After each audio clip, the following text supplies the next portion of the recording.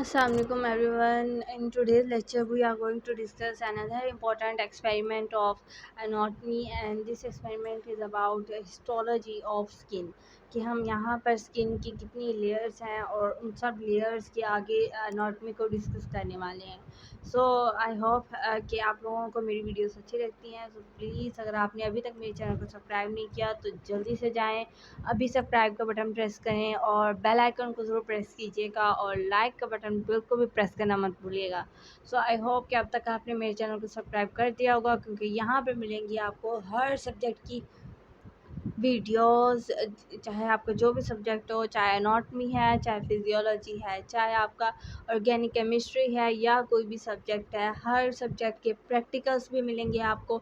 इसके साथ साथ हर सब्जेक्ट की एक्सप्लेनेशन भी मिलेगी, जिस बुक से आप चाहेंगे उसी से मिलेगी.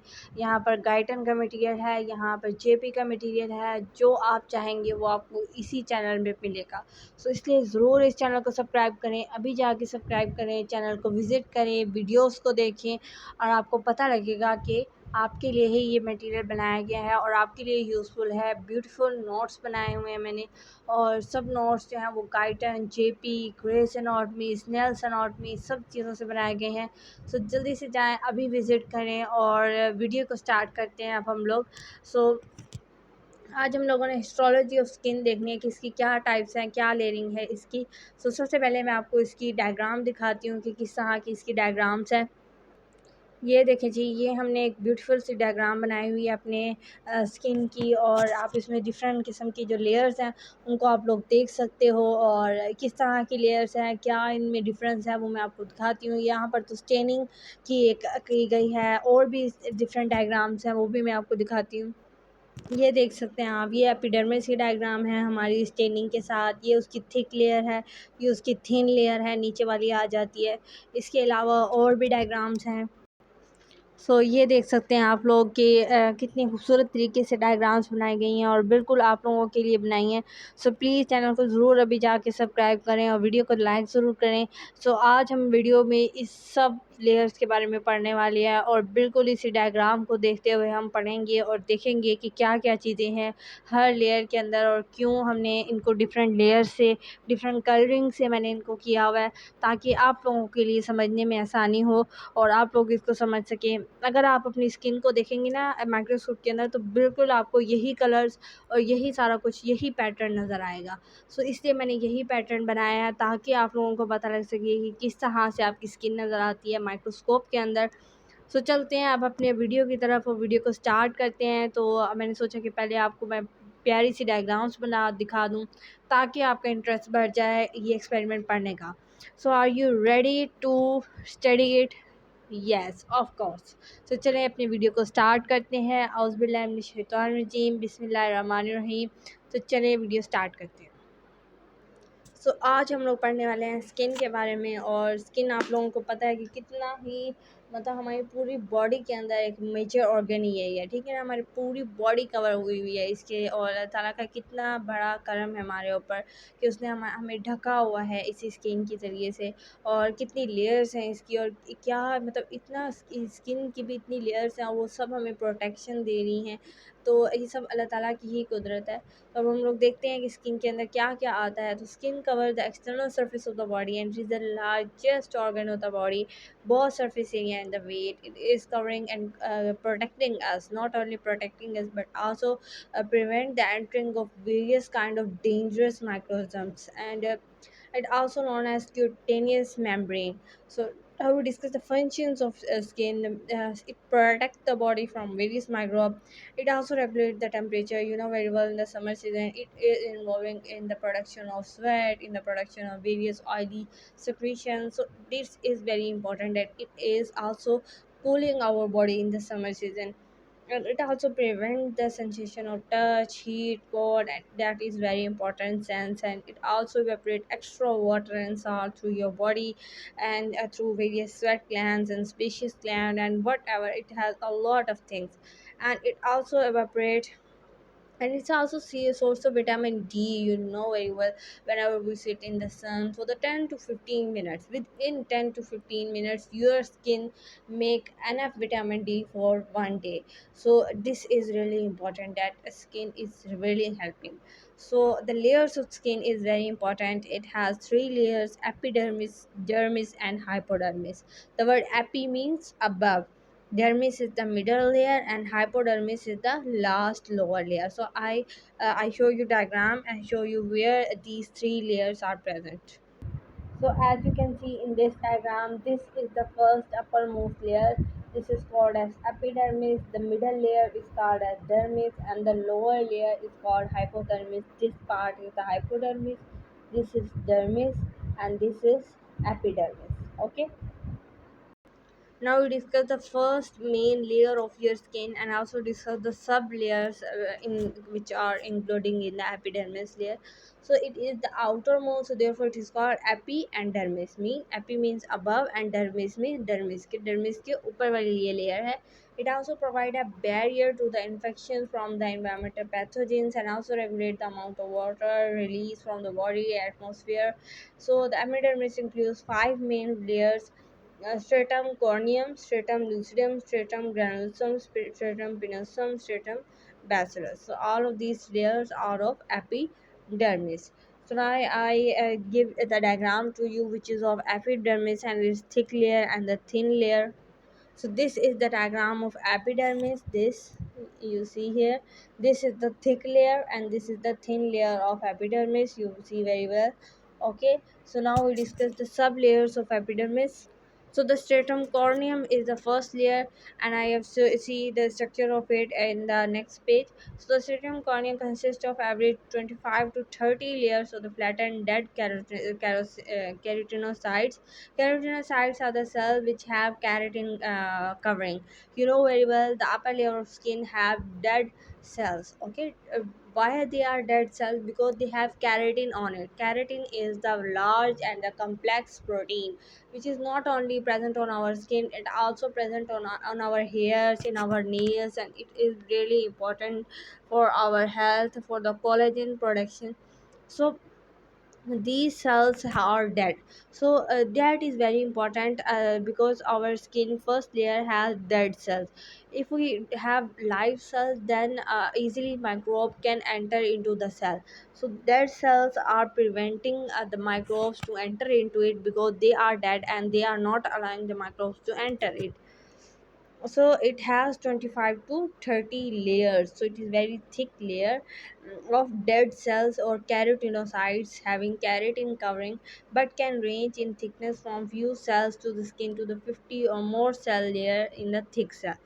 So it has two skin types: first is the thick skin, and second is the thin skin. So thick skin can have 50 or more cell layer into it, but major a thin skin layer has 25 to 30 layers of it. The cells are extremely thin, flat plasma membrane enclosed, packed with the keratin without nucleus or organelle, because they are actually dead. So there is no need of nucleus and any organelle in that dead cell. They are just flat and thin cell, but packed of keratin. They are fully packed with the keratin, and therefore they are dead. They have no nucleus, no organelles, no other thing. Just they filled of keratin. So this is the red color shown a layer. This is the stratum corneum, and it consists of a very thick layer. You can see the thickness of it, and it consists of 25 to 30 layers, and it all composed of dead cells of carotenoids. Okay, so this red color layer is stratum corneum. Now we move on to the second layer, which is stratum lucidum. You can see here this layer is called as stratum lucidum. It lined with the purple color. Okay, mixed purple and pinkish highlighted color. So now we discuss about the stratum lucidum. You can also see the stratum granulosum, which is of pink color below the purple color, and you see the granules which I have made of red color. So this is stratum granulosum.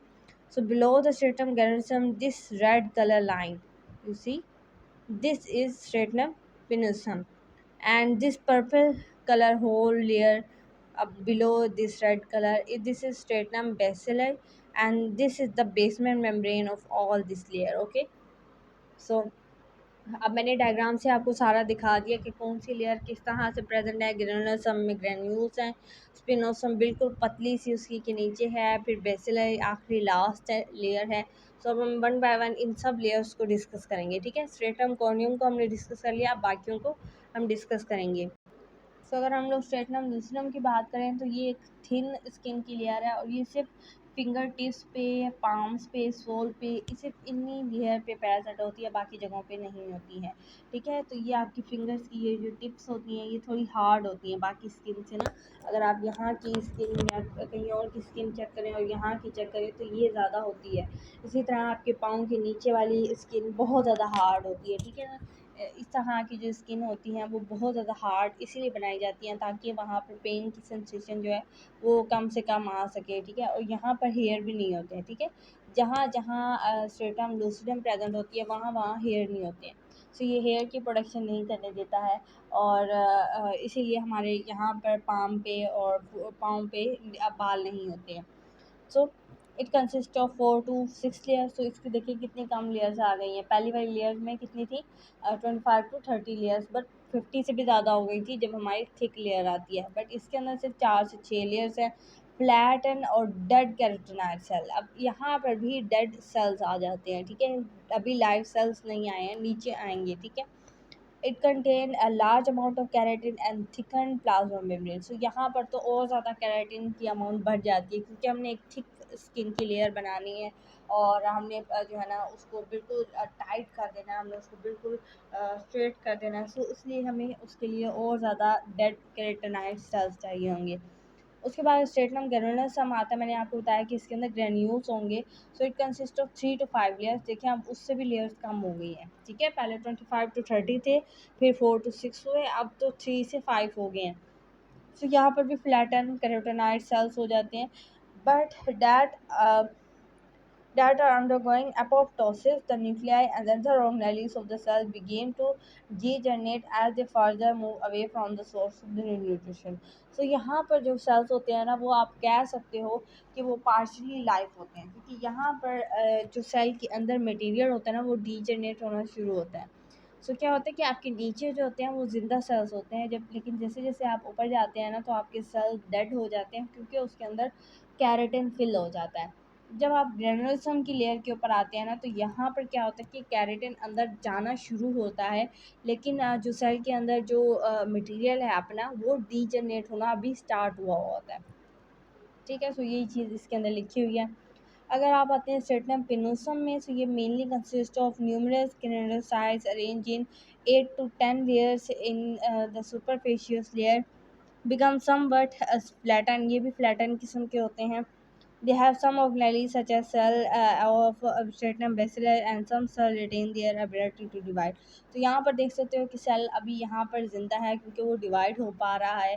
सो इस layer में live sales आ जाते हैं, लेकिन वो भी कैरेटनाइज होते हैं, मतलब उनके अंदर थोड़ा थोड़ा जो है वो कैरेटिन फिलअप हुआ हुआ होता है, लेकिन उनके अंदर अपनी भी एबिलिटी है डिवाइड होने की।